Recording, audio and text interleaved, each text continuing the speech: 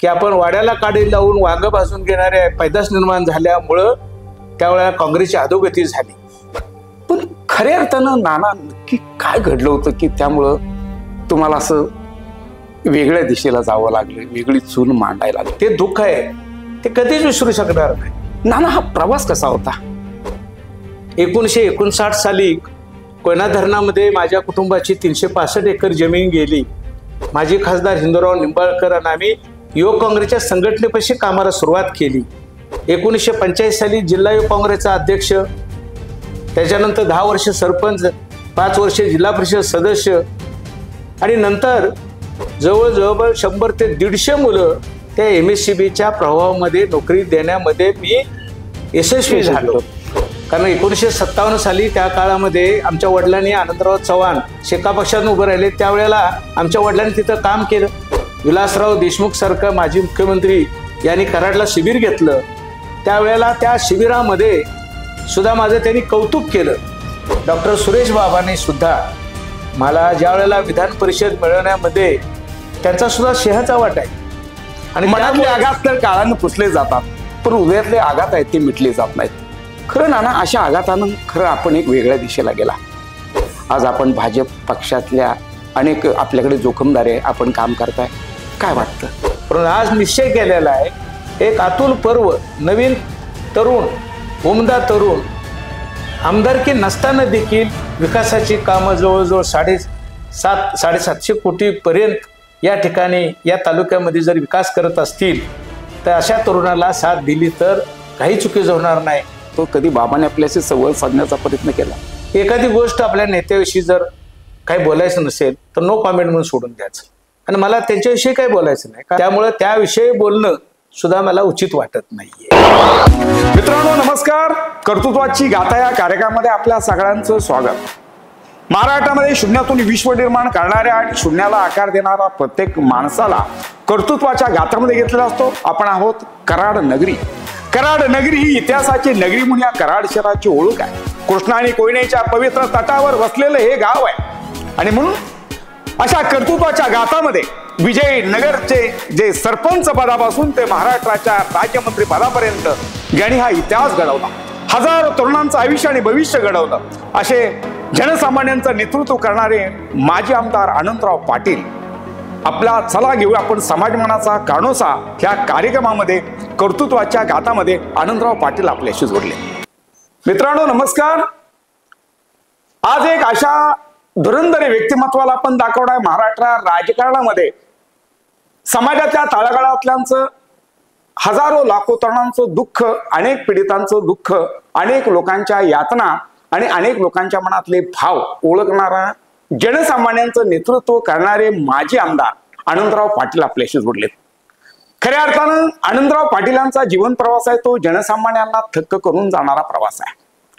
महाराष्ट्रामध्ये ग्रामपंचायतची स्थापनेपासून जे सरपंच पदावर पहिले विराजमान झाले आणि त्याच्यानंतर आमदार, त्याचबरोबर कृष्णापुरी विकास महामंडळ असेल, सातारा जिल्हा युवक काँग्रेसच्या वतीनं संपूर्ण सातारा जिल्ह्यामध्ये काँग्रेसचं मोठ्या जोशाने काम करणारा एक उमद नेतृत्व म्हणून आनंदराव पाटील यांची ओळख होती. नाना नमस्कार. नमस्ते. आपल्या राजकीय कारकिर्दीला कशी सुरुवात झाली आणि किती साली आपण ह्या राजकीय प्रवासामध्ये उडी घेतली? माझी ही राजकीय परंपरा अशी झाली की माझं हे गाव हे कोयना धरणामध्ये विस्थापित पुनर्वसनपैकी माझं एक गाव आहे.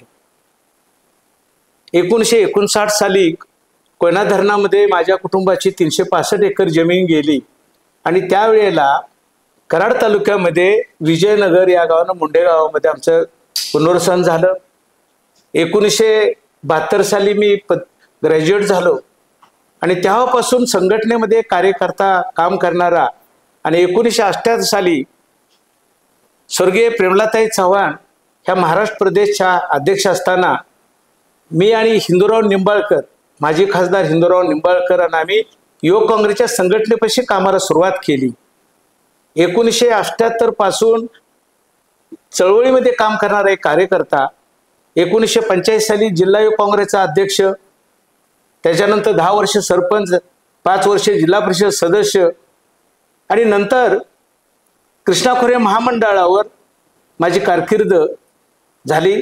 आणि त्या काळामध्ये कोयना धरण असेल, धोम असेल, कनेर असेल, या सातारा जिल्ह्यातील पुनर्वसनाच्या प्रश्नासंदर्भात मी हिरिरीनं भाग घेतला.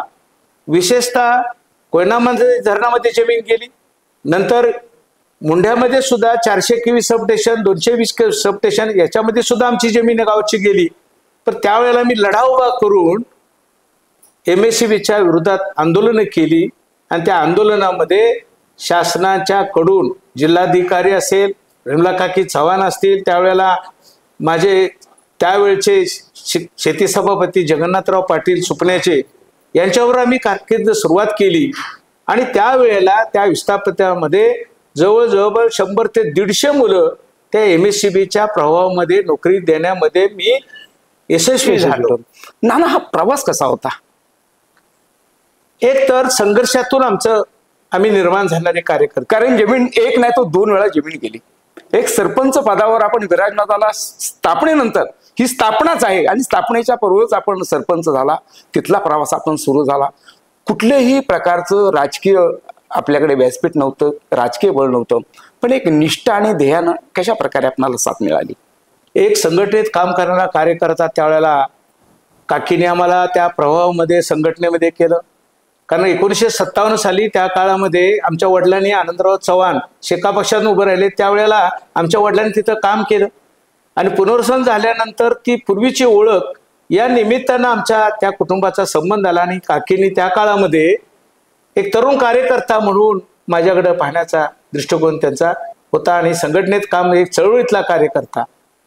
परंतु मला अभिमान वाटतो, मी 4 दशकं या काँग्रेसच्या प्रभावामध्ये काम केलं, संघटनेला न्याय दिला.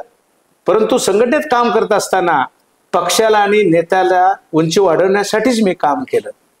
आणि त्यामुळं या प्रभावामध्ये मला काम करत असताना एक आनंद, विलासराव देशमुख सारखं माजी मुख्यमंत्री यांनी कराडला शिबिर घेतलं. त्यावेळेला त्या शिबिरामध्ये सुद्धा माझं त्यांनी कौतुक केलं की 5 दिवसामध्ये या कराडचं शिबिर ते उत्तम प्रकारे केल्यामुळं मला त्यांनी शाबासकी दिली. परंतु त्या काळामध्ये सुद्धा कराड नगरीचं नगराध्यक्ष करण्यामध्ये, कराडची पंचायत समिती, जिल्हा काँग्रेसच्या माध्यमातून जिल्हा परिषद, त्या काळामध्ये काँग्रेस नगर परिषद झाली त्यावेळी नाना ह्याच्यामध्ये बी आपलं मुलाचं योगदान आहे. कराड नगरपालिकेमध्ये परिवर्तन करताना सुद्धा माझ्या सगळ्या संघटनेमध्ये घेऊन त्यावेळेला नगरपालिका ताब्यात घेतली. आणि त्यामुळं यशवंतराव चव्हाणांच्या स्मृती सदनाच्या बरोबर बाजूला त्या ह्याच्यामध्ये 2005ला विलासराव देशमुखांच्या उपस्थितीमध्ये एक शिबिर अत्यंत उत्तम पद्धतीने घेतलं. पण त्या शिबिराचं मला आठवण आज मुद्दाम येते, कारण त्या शिबिरामध्ये ते मार्गदर्शन करत असताना म्हटले की काँग्रेस हा राजवाडा आहे आणि काँग्रेसच्या राजवाड्यामध्ये ज्या काही अपप्रवृत्ती तयार झाल्या, आजूबाजूला कोंडाळी निर्माण झाल्यामुळं संघटनेमध्ये पक्षाचं कसे नुकसान करू शकतात. आणि ते उदाहरण देताना म्हटले की आपण वाड्याला काडी लावून वांग भाजून घेणाऱ्या पैदास निर्माण झाल्यामुळं त्यावेळेला काँग्रेसची अधोगती झाली आणि माझ्या नेत्यांच्या बाजूला कोंडाळी निर्माण करून मला बाजूला काढण्यास मध्ये यशस्वी झाले. नाना, प्रश्न आहे एक, मध्येच मी नाना तुम्हाला थांबवतोय. नाना, राजकारणासाठी, काँग्रेससाठी बळ देण्यासाठी आपण सातत्यानं प्रयत्न करत होता. तरुणांची मोठी फळे निर्माण केली, तरुणांचा, कामगारांचा प्रश्न, अनेक चळवळी तुम्ही निर्माण केल्या. पण खऱ्या अर्थानं नाना नक्की काय घडलं होतं की त्यामुळं तुम्हाला असं वेगळ्या दिशेला जावं लागलं, वेगळी चूल मांडायला लागली? मध्यंतरी माझ्या घरी महाराष्ट्राचे उपमुख्यमंत्री अजितदादा पवार सुद्धा आले आणि त्यांनी हाच प्रश्न, तुम्ही जो आता मला प्रश्न विचारलाय तोच मला विचारला. परंतु त्यांना म्हणलं की माझ्या घरी आल्यानंतर माझं स्वागत करतो, कारण का माझं काम तुम्ही सुद्धा, मी काँग्रेस पक्षामध्ये, ते राष्ट्रवादीमध्ये होते, पण त्यांनी माझं जवळून काम बघितलं होतं आणि मला शब्द दिला होता की आनंदराव तुझ्या कराडला आल्यानंतर, यशवंतराव चव्हाणांच्या समाधी आल्यानंतर तुझ्या नक्की घरी येईल. त्यावेळेला हाच प्रश्न त्यांनी विचार केला. मगाशी ज्या पद्धतीने मी तुम्हाला बोललो की नेत्याच्या भोवती जर कोंडाळी निर्माण झाल्यानंतर ती यशस्वी ठरत असतील किंवा 40 दशक 4 दशकं मी काँग्रेसचा कार्यकर्ता म्हणून काम करत असताना नेत्याला कुठलंही गालबोट लागणार नाही, पक्षाला कुठलीही कमीपणा येणार नाही, अशा पद्धतीचं काम करत असताना जर बाजू सारण्याचा ते दुःख आहे ते कधीच विसरू शकणार नाही. कारण का एक कार्यकर्ता म्हणून काकींच्यावर अनेक वर्ष काम केलेलं आहे आणि त्यांनी जे प्रेम दिलं, परंतु त्याच्यामध्ये यांच्याकडून ती दुजाभाव झाल्यानंतर आपलं बाजूर गेल्यानं आणि मनातले आघात तर काळानं पुसले जातात, पण हृदयातले आघात आहेत ते मिटले जात नाहीत. खरं नाना, अशा आघातानं खरं आपण एक वेगळ्या दिशेला गेला. काय वाटतंय, आज 2024ची विधानसभा संपूर्ण महाराष्ट्रामध्ये गाजते. आज आपण भाजप पक्षातल्या अनेक आपल्याकडे जोखमदार आहे, आपण काम करताय. काय वाटतं त्या काळामध्ये ज्या वेळेला ही प्रसंग आल्यानंतर माझ्याशी भाजपचे प्रदेशाध्यक्ष चंद्रकांत दादा पाटलांनी माझ्याशी संपर्क साधला आणि त्यावेळेला मी निर्णय घेतला भाजपच्या दिशेने जायचा.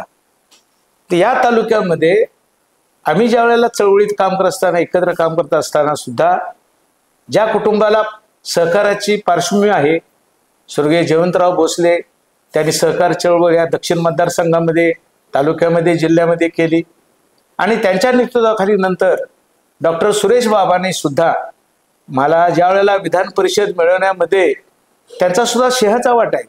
ते असतील पतंगराव कदम असतील, बंटी पाटील असतील, जिल्ह्यातील जिल्हा परिषदेचे अध्यक्ष, सगळे नगर परिषदेचे नगराध्यक्ष यांनी मला पाठिंबा दिला आणि मला विधान परिषद मिळवण्यासाठी त्यांनी प्रयत्न केला. आणि म्हणून त्या विधान परिषदेचा 2014 ते 20 पर्यंत या सातारा जिल्ह्यातील किंवा महाराष्ट्रातील प्रश्न मांडण्यासाठी मी सातत्यानं प्रयत्न राहिलो.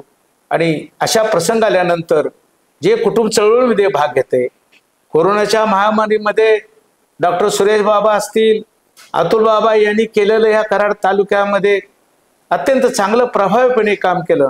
पण 2019ला मी काही काम करू शकलो नाही. परंतु आज निश्चय केलेला आहे, एक अतुल पर्व, नवीन तरुण, उमदा तरुण, आमदारकी नसताना देखील विकासाची कामं जवळजवळ 750 कोटी पर्यंत या ठिकाणी या तालुक्यामध्ये जर विकास करत असतील तर अशा तरुणाला साथ दिली तर काही चुकीचं होणार नाही. आणि माझ्याबरोबर असणारे जिल्ह्यातील किंवा या मतदारसंघातील नगरपालिकेचे सदस्य असतील, जिल्हा परिषद सदस्य असतील, हे सर्व मंडळी मी घेऊन या निवडणुकीमध्ये सामोरे गेलेलं आहे. आणि या सहकार चळवळीच्या माध्यमातून त्यांनी कोरोनाच्या महामारीत केलेलं काम हे आमच्या नजरेसमोर, या तालुक्याच्या नजरेसमोर असेल. 10,000 पेशंटना सुद्धा त्या कोरोनाच्या काळामध्ये केलेलं.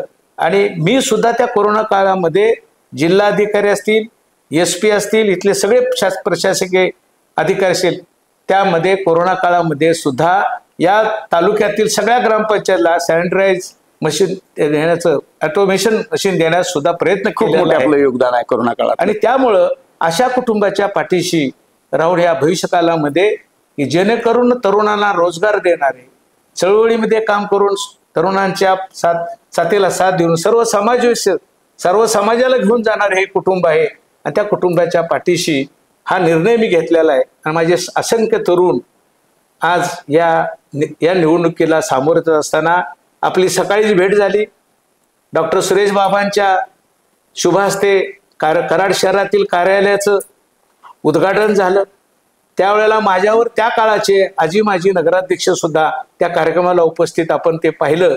त्यांनी उत्तर केले. नानांच्यावर सुद्धा गेले अनेक वर्ष काम केलं.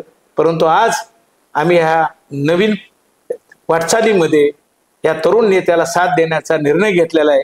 आणि मला खात्री आहे या निवडणुकीमध्ये उरलेल्या 14-15 दिवसामध्ये अहोरात्र काम करून या तरुण नेत्याला संधी देण्याचा आम्ही प्रयत्न करणार आहे. निश्चित. माझा एक प्रश्न आहे नाना, जाता जाता मी एक प्रश्न विचारतोय. नाना, सातारा जिल्ह्यामध्ये असे समजलं होतं महाराष्ट्र राज्याचे जरी त्यावेळेचे मुख्यमंत्री जरी बाबा असले तरी आनंदराव पाटील आणि बाबा यांचं समीकरण एकदम घट्ट होतं. पण जसं तुम्ही सांगितलं की वेगळ्या दिशेला आपण बघितलं, पण कधी असा आपल्याशी संपर्क साधला की माझा नेतृत्व करणारा व्यक्ती आज माझ्यापासून दूर होतो, कधी बाबाने आपल्याशी संवाद साधण्याचा प्रयत्न केला नाही? मला पत्रकार अनेक वेळा मला प्रश्न विचारत होते. त्यांनीही पत्रकारांच्याकडं अनेक वेळा नो कॉमेंट म्हणून सांगितलं. मला आठवतं विलासराव देशमुख, एखादी गोष्ट आपल्या नेत्याविषयी जर काही बोलायचं नसेल तर नो कॉमेंट म्हणून सोडून द्यायचं. ते माझ्यावर काही बोलत नाहीत आणि मला त्यांच्याविषयी काही बोलायचं नाही. कारण माझ्या ज्या नेत्या प्रेरणास्थान प्रेमला काकी चव्हाण होत्या, त्यांच्यावर मी काम करणारा एक कार्यकर्ता, परंतु काही लोकांच्या वागण्यामुळे प्रवृत्तीमुळे जर त्या विचारावर ते जर त्यांना मुकसंमती देत असतील तर त्या मुकसंमतीबरोबर मला जायचा विचार नाही आणि म्हणूनच हा निर्णय घेतलेला आहे. आणि त्यामुळे त्याविषयी बोलणं सुद्धा मला उचित वाटत नाहीये. महाराष्ट्रामध्ये राजकारणांचे आट आणि तट असतील, पण खऱ्या अर्थानं आनंदराव पाटील यांचा जो प्रवास आहे तो आपण पाहिला. खरं राजकारणामध्ये शून्यातून विश्व निर्माण करणारे अनेक माणसं राजकारणामध्ये काम करतायत, पण आपल्या कुटुंबाचा वारसा राजकारणाच्या दिशेनं, समाजसेवेच्या दिशेनं पुढे नेणाऱ्या नानाने मात्र कुणावर कधीही टीका आणि टिप्पणी केली नाही. आपलं जे उत्तर आहे ते कामातून उत्तर दिलेलं आहे. हजारो तरुणांचं आयुष्य भविष्य घडवणारे नाना कृष्णा खोरे विकास महामंडळाच्या रूपाने अनेक लोकांचे प्रश्न मांडले, अनेक लोकांच्या समस्या, पण मात्र नक्की काय घडलं होतं ह्या अनुषंगाने आपण जाणून घेतलं. तरी पण मात्र एकही शब्द ज्यांनी आपल्यासोबत आपल्या खांद्याला खांदा लावून राजकारणात काम केलं यांच्याविषयी एकही चकार शब्द न बोलणाऱ्या नानांच्या त्या कर्तृत्वाला नवकेसरीचा असला. महाराष्ट्राच्या राजकारणातील एक उत्तुंग व्यक्तिमत्व म्हणून आनंदराव पाटील यांची ओळख आहे. रक्ताचा माणूस प्रवास बुडताना काठावरच्या माणसानं केवळ हातपाय हलवावे अशी अवस्था होती. कोरोना काळातलं योगदान महाराष्ट्रामधला पहिला आमदार आहे की ज्याला जे आपलं मानधन मिळतं ते सुद्धा मानधन आहे ते स्वातंत्र्य सैनिकासाठी आणि कोरोना काळातल्या अनेक ग्रस्तांसाठी देणारा महाराष्ट्रातला माजी आमदार आनंदराव पाटील यांचा जीवन प्रवास आपणाला नवकेसरीच्या माध्यमातून उलगडणार आहोत.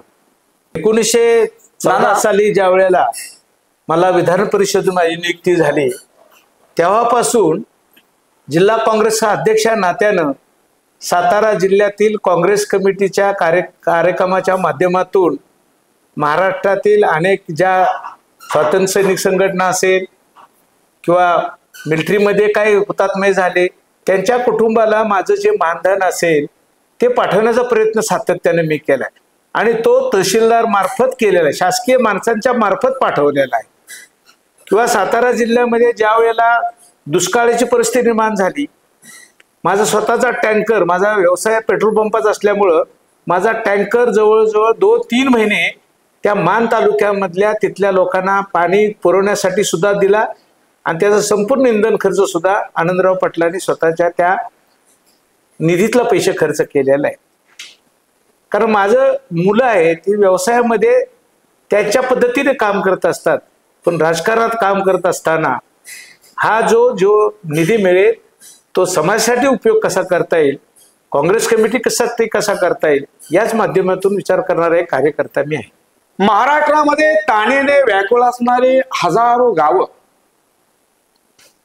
धरण उशाल आणि कोरड घशाला अशी महाराष्ट्रातल्या दुष्काळमुक्त गावांची अवस्था होती. खटाव आणि माल तालुका हा अतिशय दुर्गम भाग म्हणून आणि पाण्यापासून वंचित असणाऱ्या भागामध्ये नानांनी स्वतःचे टँकर देऊन अनेक तहानलेल्या मृतात्म्यास पाणी देण्याचं काम केलं. खऱ्या अर्थानं नानांचं काम एवढ्यावर थांबलं नसून तर नानांनी आपल्याला जे येणारं मानधन होतं ते मानधन सुद्धा सर्वसामान्यांसाठी, कोरोना काळामध्ये काम करणाऱ्या लोकांसाठी आणि हे नानाने वैयक्तिक न देऊन सरकारी यंत्रणेतल्या माणसांच्या सोबत दिलं.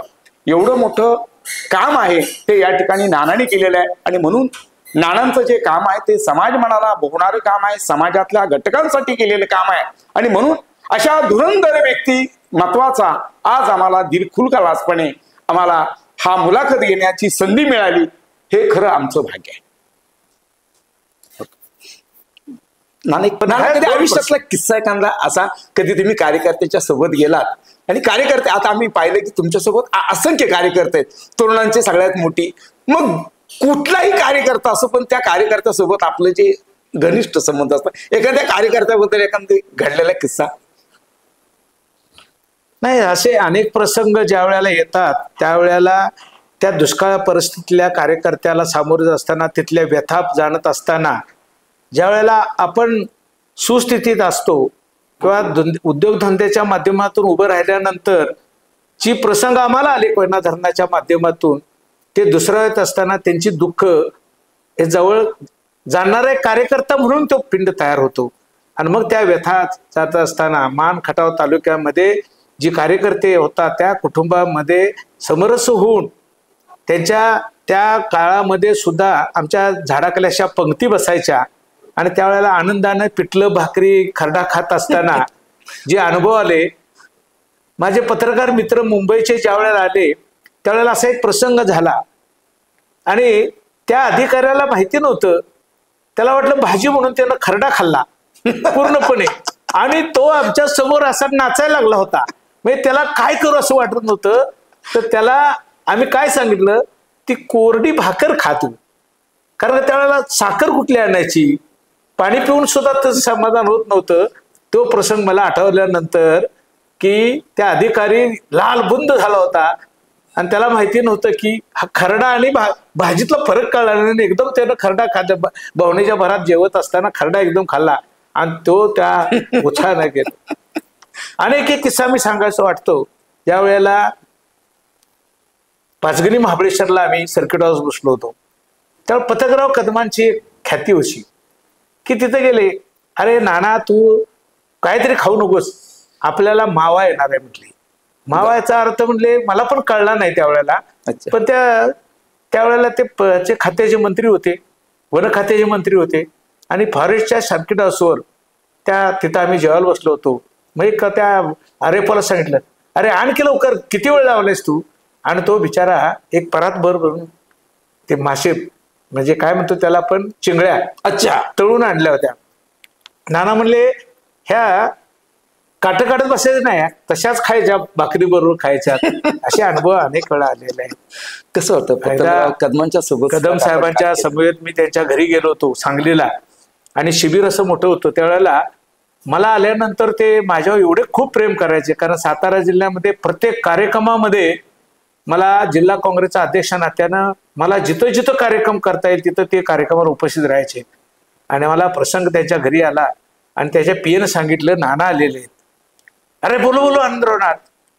आत गेल्यानंतर ते काय जेवत होते, बाहेर तर पंचपक्वान चालली होती, पण आत काय करत होते, गरम गरम चपाती आणि तेल आणि चटणी खात बसले होते. हे नाना म्हणजे तू पण खा, मला ही पूर्वीपासून आईच्या आमच्या वडिलांच्या पासून आठवण आहे, म्हणून मला हे खाल्ल्याशिवाय समाधानच वाटत नाही. ही संस्काराची शिदोरी आहे नाना. नाना खरं म्हणायचं तर संयमी नेतृत्व म्हणून तुमच्याकडे पाहिलं जातं, पण रक्ताचा माणूस प्रवास बुडताना काठावरच्या माणसाने केवळ हातपाय लावून अशी अवस्था होती. एवढं मोठं जमिनीचं क्षेत्र गेल्यानंतर माणूस भावनिक होतो, अनेक माणसातल्या मनातल्या वेदना जाग्या होतात, पण आपण आपल्या संयमाचा पारा कधी पार केला नाही. पण मात्र ह्या सगळ्या आघात घडत असताना होत असताना मात्र आपण ज्या प्रवासातून आला, आपल्या घर कुटुंबातल्या उंबरट्यावरचं माप लंडून ज्या घरात गृहप्रवेश केला आणि आपल्या पाटील कुटुंबाची ती गृहलक्ष्मी झाली, ह्या सर्व कुटुंबाने, आपल्या पत्नीने, आपल्या आईवडिलांनी आपणाला ह्या सर्व प्रवासामध्ये जी आपणाला साथ दिली, ह्या सगळ्यांच्या बद्दल काय सांगणार? नाही, आमचं आहे, आम्ही 6 भाऊ आणि 2 बहिणी असं मोठं कुटुंब माझं आहे. आणि वडिलांची पार्श्वभूमी ते त्यामुळे मुलकी पाटीलकी म्हणजे त्या कोयना धरणातल्या प्रत्येक गावावर, त्या परिसरातल्या गावावर वडिलांची छाप होती. आणि त्या काळामध्ये जर सांगितलं आमच्या वडिलांनी की ह्या दिशेने जायचंय, आनंदराव चव्हाणांना मतदान करायचं आहे म्हणजे तर त्या संपूर्ण परिसर तो शेका पक्षाच्या पाठीमागे जायचे. आणि तीच पार्श्वभूमी आम्हाला इथं कराडला आल्यानंतर वडिलांची शिकवण होती. आणि कधीही नेत्यांची शिकवण किंवा वडील असेल किंवा ज्या काकींनी संस्कार, मी ज्या वेळेला विधानसभेला 1995 साली उमेदवारी केली, पक्षानं, काँग्रेस पक्षानं मला उमेदवारी दिली आणि तिथं सुनील तटकरे युवक काँग्रेसच्या कोट्यातून दोघांनाच महाराष्ट्रात तिकीट मिळालं. आणि त्यावेळेला कराड उत्तरमधून मला जी उमेदवारी मिळाली, त्यावेळेला मी ज्या वेळेला प्रचार सभेला जात असताना काकीने एक शब्द सांगितलं, जुने संस्कार काय असू शकतात म्हणले, नाना तुझ्या विरोधात PD पाटील अपक्ष म्हणून उभं केलेलं आहे, ते राहिलेलं नाही, उभं केलेलं आहे. त्यावेळेला हे काँग्रेसच्या संस्कृतीत असणारे नेते आहेत, त्यांच्याविषयी एक चकार शब्द सुद्धा चुकीचा तू बोलू नकोस. ते संस्कार कुठं आणि आताचे संस्कार कुठं? आता राजकारण काय वाटतं ना की आता राजकारणाची दिशा किंवा राजकारणाचे अनेक आपण बोलतो की जे भावनिक शब्द आपण बोलतो की अनेक वेळा राजकारण्यांना माफी मागावी लागते, भावनेच्या भरात बोललं जातं. आता कुठेतरी राजकारणाची पातळी खाली. आम्ही काय झालंय, चळवळीमधून उभं राहिल्यामुळं त्यावेळेला शिबिरं व्हायची, शिबिराच्या मध्ये प्रबोधन व्हायचं, कार्यकर्ते तयार व्हायचं. आज कार्यकर्ता 1-2 वर्ष काम केले की त्याला अपेक्षा मोठ्या वाटतायत, आमदारकीची स्वप्न पडायला लागलेत. मग नाना कार्यकर्ता हा शिबिरातूनच घडतो. 100% संस्कार असल्याशिवाय तो घडू शकत नाही. कारण का आज एखादा नगरसेवक पैशाच्या माध्यमातून झाला तर दुसऱ्या वेळेला निवडून येऊ शकत नाही. जी माझ्यावर जिल्ह्यामध्ये तयार झालेले कार्यकर्ते युवक काँग्रेस चळवळीत जी आजही कुठं ना कुठं तरी ते पदाधिकारी आहेत, जिल्हा परिषदचा सभापती झालेले आहेत, नगराध्यक्ष झालेले आहेत. संघटनेतनं उभा राहणारा कार्यकर्ता तो फार काळ टिकाऊ स्वरूपाचा वागतो आणि जुन्या नेत्यांची जी शिकवण असेल, जो अंगीकारतो तोच नेता चांगल्या पद्धतीनं घडू शकतो. नाना कसं वाटतंय ज्यावेळी कोयना प्रकल्प खूप मोठा प्रकल्प, अनेक गावं स्थलांतर झाली, नव्याने साचलेला संसार, आपली राहती घरं, आपला संसार, आयुष्याशी जोडलेली नाती गोती सगळं सोडून आपणाला परत आपल्या मायदेशावरून परतावं लागलं. अनेक गावं स्थलांतर झाली, जमीन गेल्या, जागा गेल्या आणि सगळं मात्र गेल्यानंतर परत नव्या जोमाने नव्या ध्येयानं आपण उभं राहिला. आपलं कुटुंब आपल्या सोबत होतं, सर्व परिवार आपल्या सोबत होता आणि त्याबरोबर आपण जोडलेली कार्यकर्त्यांची नाळ होती. काय होता कार्यकर्ता एकत्र कुटुंब पद्धती असल्यामुळं ज्या वेळेला आपणच जर चळवळीत राहिलो नाही तर या पुनर्वसन गावाकडे कुणीच लक्ष देणार नाही. कारण का आपण म्हणतो मराठीमध्ये की आई सुद्धा रडल्याशिवाय दूध पाजत नाही. मग पुनर्वसनाने एवढे प्रश्न असंख्य असतात. एखादा खासदार आमदार त्या गावाला जर 5-10 लाख रुपये एखादे समाज मंदिर दिलं तर गाव खुश असतं. पण पुनर्वसन गावाची भूक फार मोठी होती, कारण ते अनेक प्रश्न असतात. त्या गावठाणाचा प्रश्न असेल, रस्त्याचा प्रश्न असेल, तिथं समाज मंदिर असेल, शाळा असेल, हा एवढा कुठलाही आमदार एवढा देत नाही. आणि म्हणून चळवळीत उभं राहिल्यानंतर ज्या वेळेला मला अनेक प्रसंग आले, त्यावेळेला त्या मिटिंगमध्ये मी ज्यावेळेला म्हटलं पुनर्वसन, त्यावेळेला एक कायदा होता पूर्वी की पुनर्वसन गावाला फक्त खडीकरणाचाच विषय असायचा. मी त्यावेळेला त्या कॅबिनेट मिटिंग मध्ये मांडलं, कदम साहेब आम्ही काय पुनर्वसन लोकांनी डांबरानं कधी जायचंच नाही का? मग त्यांनी तो अधिकार प्रश्न विचारा. अधिकाऱ्यानं म्हटलं नाही तो पूर्वीचा GR आहे, मग तो बदला ना म्हटलं. आणि तो GR त्यावेळेला त्या मिटिंग मध्ये बदलला आणि 48 कोटी सातारा जिल्ह्यातील पुनर्वसन, कोयना धरण, धोम असेल, कनेर, या पुनर्वसनच्या गावाला 48 कोटी पहिला प्राथमिक स्वरूप पतंगराव कदमांनी त्वरित मंजूर केलेला आहे निधी. असे अनेक प्रश्न माझ्या समोर आलेत. कारण का आपल्या दुःखासाठी झगडणारा जर कार्यकर्ता तयार झाला नाही, ते गावाचे प्रश्न सोडू शकणार नाही. आणि मला माझ्या गावानं सुद्धा खूप मला पाठिंबा दिलेला आहे. म्हणजे त्यावेळेला काळामध्ये रेडिओवर सुद्धा बातमी, विजयनगर आणि गोलशी ही छोटी छोटी गावं, तिथलं 100% मतदान व्हायचं. नाना कसं होतं तो आपण सरपंच पदावरून आपण ज्यावेळी सरपंच महाराष्ट्राचे मुख्यमंत्री, आपण त्यावेळी मुख्यमंत्री आज दिवगत. आता हे तुम्ही प्रश्न विचारला, सांगतो तुम्हाला. विजयनगरचं ग्रामपंचायत स्थापनेमध्ये सुद्धा या तालुक्यामध्ये मला संघर्ष करावा लागला लोकप्रतिनिधीच्या विरोधात. आता नावं घेणं बरोबर नाहीये, पण ती ग्रामपंचायत सुद्धा मला मिळू नये म्हणून प्रयत्न करणारे सुद्धा नेतृत्व आमदार होते. परंतु ते संघर्ष करत मी हायकोर्टातून माझी ग्रामपंचायत मिळून घेतलेली आहे. संघर्षाच्या वाट्यावर आनंदराव पाटील म्हणाय हरकत नाही. 100% सोसायटी सुद्धा मी हायकोर्टातूनच आणलेले. म्हणजे ग्रामपंचायत असेल, विकास सोसायटी सुद्धा मला हायकोर्टातून आणावी लागली. हा संघर्ष मी केलाय गावासाठी. नाना ह्या सगळ्या गोष्टी आपण जवळजवळच्या राजकारणामध्ये आपण बघतो, वेळ कमी असतो, सतत आपण बिझी असता, सतत शेड्यूल एक वेगळं असतं, प्रत्येक ठिकाणी मीटिंग हे सगळं करत असताना.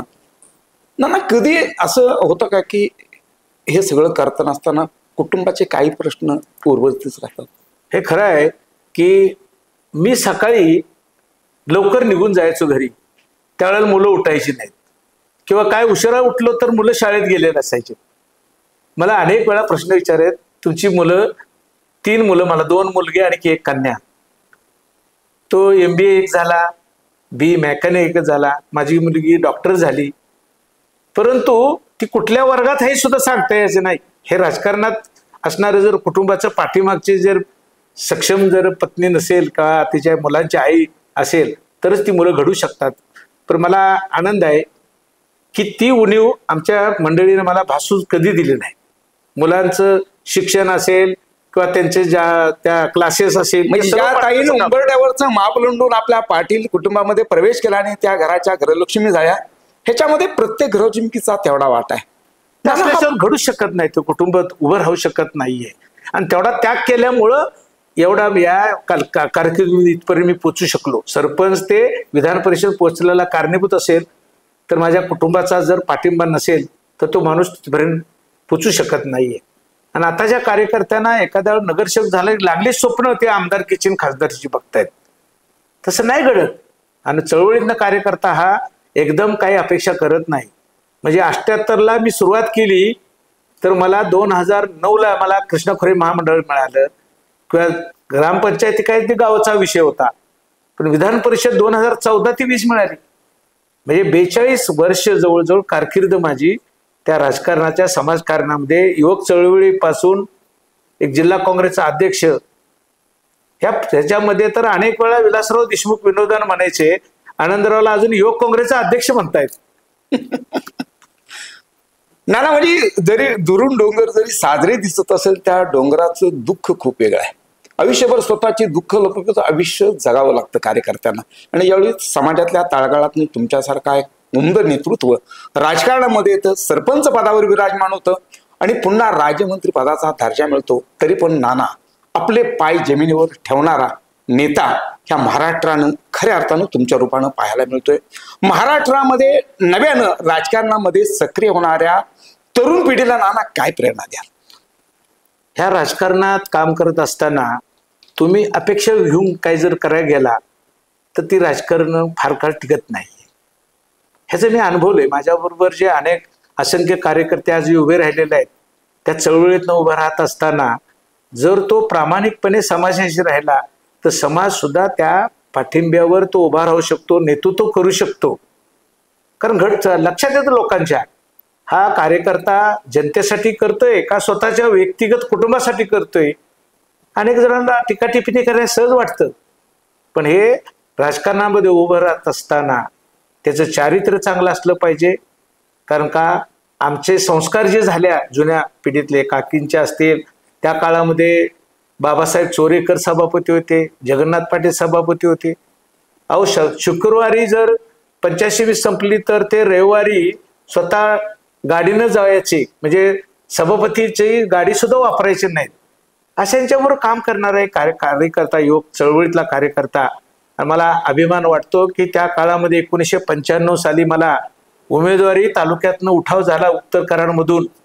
त्यावेळेला बाबासाहेब चोरेकरांचं अजून माझ्याकडे पत्र आहे, मी कदाचित वेळ प्रसंगाला दाखवेन मी, की मला जर देता आलं नाही तर तरुण चांगला काम करणारा कार्यकर्ता आनंदराव पाटीलला विधानसभेची उमेदवारी द्यावी असे पक्षश्रेष्ठीकडे पत्र पाठवलेले माझ्याकडे आजही आहेत, लिखित आहेत. असे जुने कार्यकर्ते तरुणांच्यावर सुद्धा प्रेम करणारे, तरुणांना मार्गदर्शन करणारे असे नेते होते आणि म्हणून त्या काळची पिढी घडत होते. पण आज त्वरित नेतृत्व करण्याची प्रवृत्तीमुळं आज राजकारणाचं जे काय म्हणतो ती बिघडलेली घडी आहे ती कशी दुरुस्त करायची. आणि वाटतं कधी कधी की आपण आता बाजूल झालेलं बरं होईल, परंतु जर आपण बरोबर बाजूल झालो तर आपल्यावर अवलंबून असणारे या जिल्ह्यातले कार्यकर्ते असंख्य एवढे दिवशी प्रेम करणाऱ्या या माणसाला वाली कोण. त्यामुळं आपल्याला राजकारणात उद्या काही भविष्यात मिळालं नाही तर लोकांच्या प्रश्नासाठी सातत्यानं धडपडत राहायचं ही भूमिका घेऊन आम्ही निघालेलो आहे. आयुष्यामध्ये सुख आणि दुःख ह्या नाण्याच्या दोन बाजू आहेत. आयुष्यातल्या क्षणोक्षण आणि पदोपदी मात्र प्रत्येकांच्या सुखदुःखात नेहमी सहभाग घेणारा माणूस सुखी असतो असं नाहीये.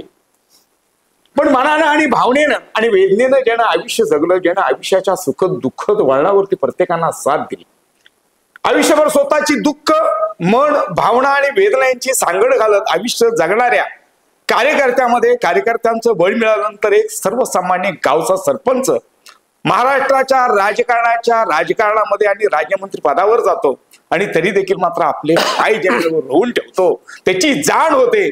हीच खरं नानांच्या आयुष्यातली सर्वात मोठी गाथा तुमच्या आणि आमच्या रूपानं नवी केसरीने घेतलेला स्पेशल रिपोर्ट.